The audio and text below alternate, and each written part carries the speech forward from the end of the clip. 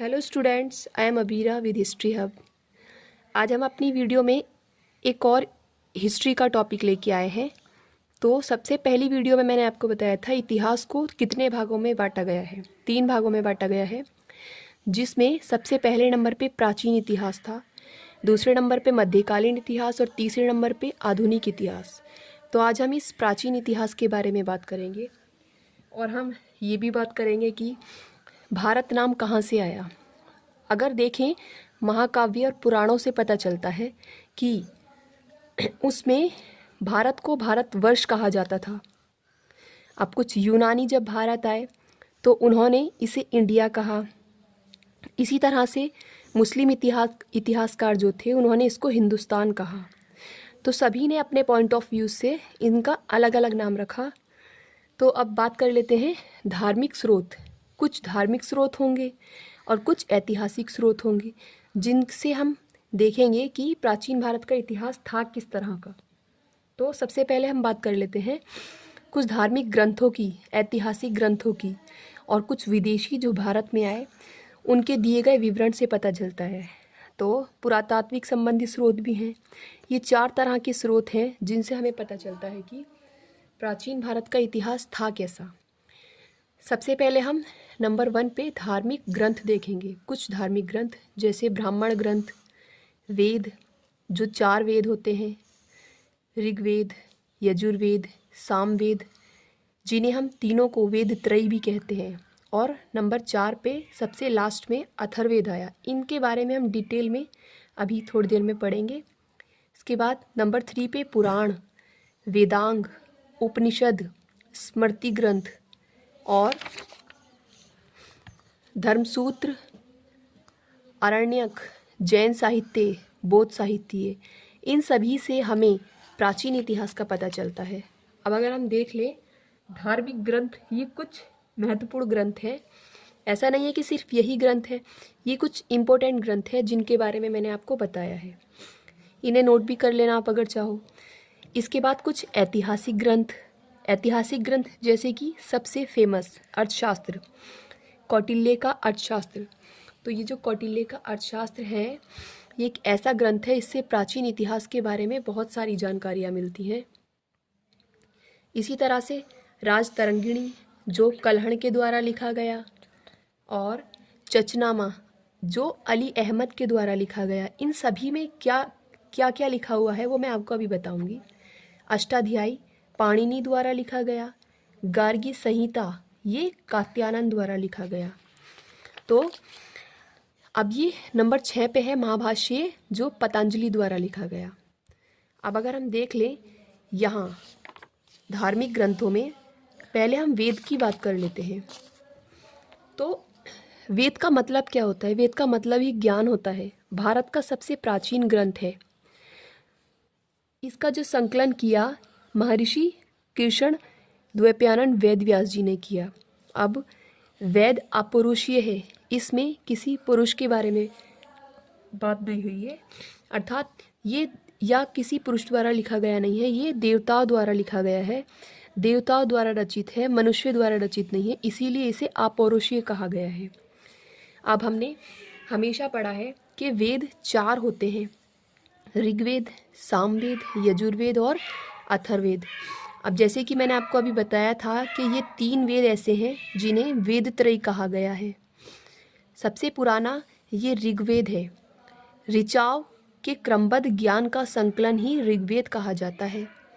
इसमें कुछ ऐसी चीज़ें हैं, इसका विभाजन किया गया है। ऋग्वेद का विभाजन 10 मंडल में किया गया है। जैसे कि क्या मान लेते हैं, ऋग्वेदिक जैसे ये एक किताब है, इसके 10 मंडल हैं, मतलब पार्ट हैं, और इसके श्लोक है 1028।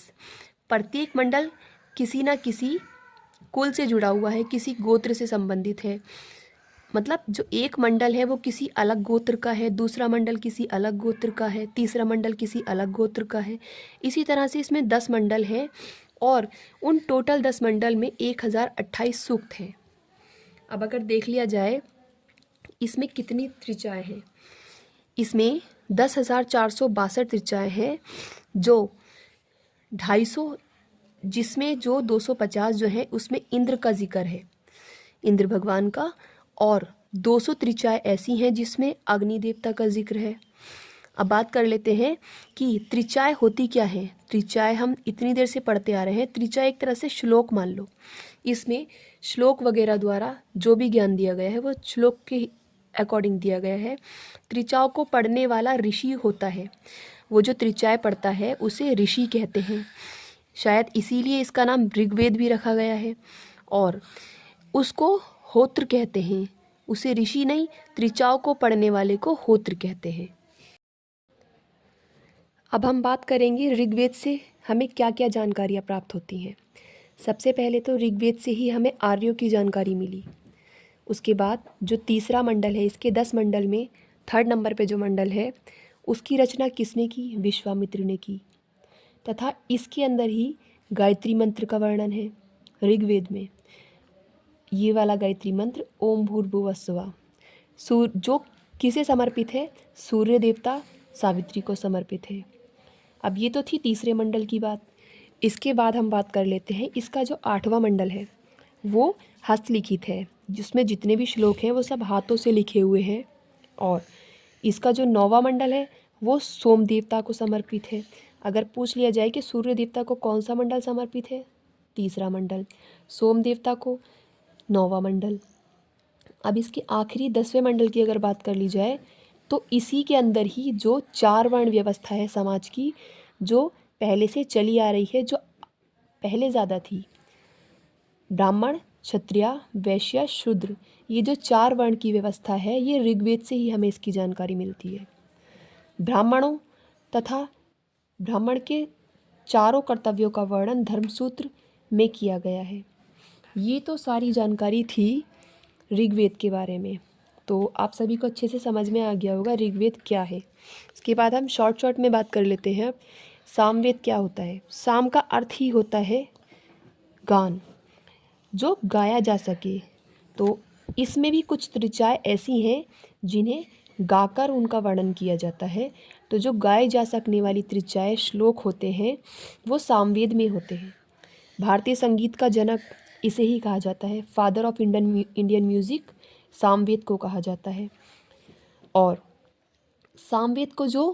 सामवेद की त्रिचाओं को जो पढ़ता है उसके पाठ करने वाले को उद्गात्र कहते हैं। अब नंबर 3 पे बात कर लेते हैं यजुर्वेद की। तो यजुर्वेद में क्या है? वैदिक कर्मकांडों का वर्णन है इसमें। इसके पाठकर्ता को अर्धव्यू कहते हैं। यह गद और पद दोनों में है। ये एक ऐसा ग्रंथ है जो गद में और पद में दोनों में मिलेगा, प्रोज और पोइट्री में। अब नंबर 4 पे हम इस चौथे वेद की बात कर लेते हैं जो सबसे आखिर में रचित हुआ, लास्ट कंपोजिट वेद।